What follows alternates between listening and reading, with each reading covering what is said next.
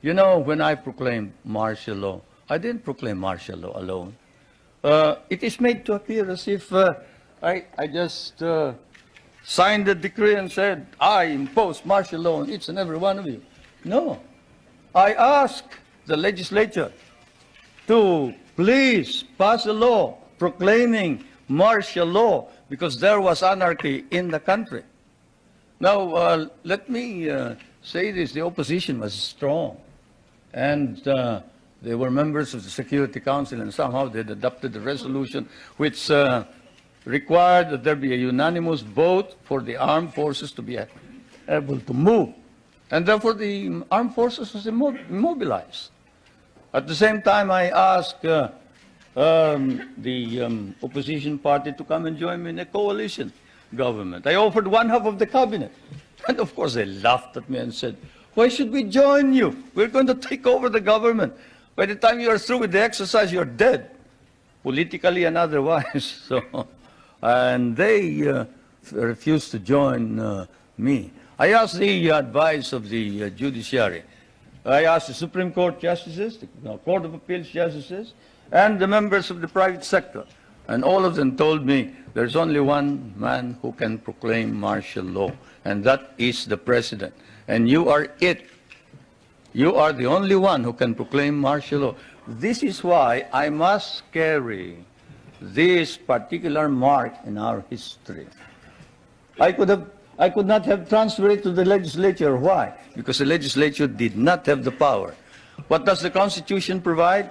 The President shall be the Commander-in-Chief of the Armed Forces of the Philippines, and he may order the armed forces out to quell any disorder, riot, rebellion, invasion, insurrection, and in case of invasion, insurrection, rebellion, or imminent danger thereof, when the public safety requires it, he may suspend the privilege of the writ of habeas corpus or proclaim martial law throughout the Philippines or any part thereof.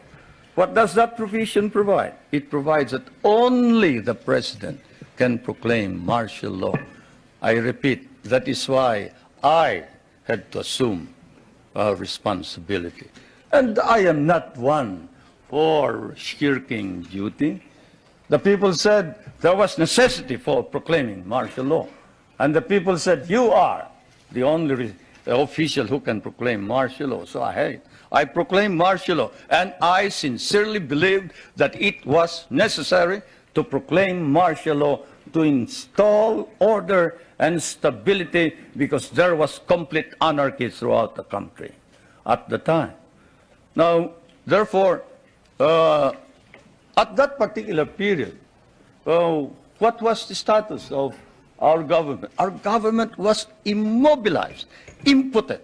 The armed forces could not move out. The industry was not at all in any way moving. There was no income coming into government. Everybody was running away. They burned the U.S. Partly burned the U.S. Embassy, tried to burn it anyway. They tried to kidnap the American ambassador. American ambassador was Byroad, Ambassador Byroad. And they tried to kidnap our foreign minister, Romulo, whom you just saw today. And I told him, you better disappear because I will not ransom you.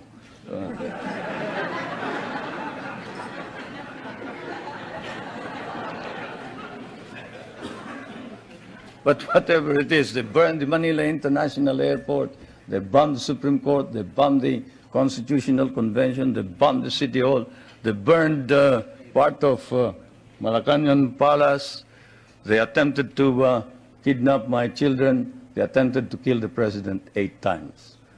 There was, of course, an attempted assassination against the First Lady. You all know about that. And this required that I immediately act on it, and so I did.